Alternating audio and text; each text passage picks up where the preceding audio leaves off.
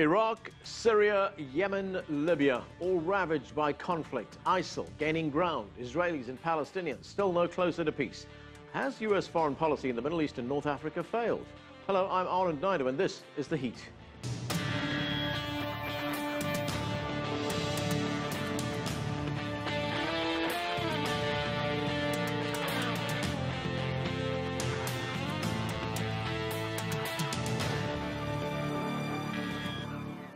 When the United States went to war in Iraq in March 2003, this is how U.S. President George W. Bush sold it to the American people. We have no ambition in Iraq except to remove a threat and restore control of that country to its own people. Our purpose is sure. The people of the United States and our friends and allies will not live at the mercy of an outlaw regime that threatens the peace with weapons of mass murder. Although the war did result in the overthrow and execution of Iraq's leader Saddam Hussein, no weapons of mass destruction were ever found. Hundreds of thousands of Iraqis died in the conflict, as well as about 5,000 American military personnel. Since then, the country has been in chaos. Today, large parts of Iraq are controlled by Islamic State militants, including Mosul, one of Iraq's largest cities. And now the U.S. is debating sending some of its troops back into the fight.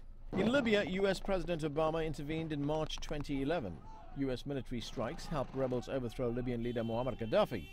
The effort was part of the so-called Arab Spring supported by the U.S. But after Gaddafi was killed, Libya dissolved into chaos, with armed militias fighting for control. Libya now has two governments competing for power, and ISIL is setting up in force in the desert nation. Earlier this month, the group beheaded 21 Egyptian Christians on a Libyan beach. Meanwhile, the United States has closed its Libyan embassy. In Syria, war has raged there too since 2011. The United States wanted President Assad out, but 4 years on, he's still in power, and ISIL controls much of the country. The U.S. has no embassy presence in Syria either.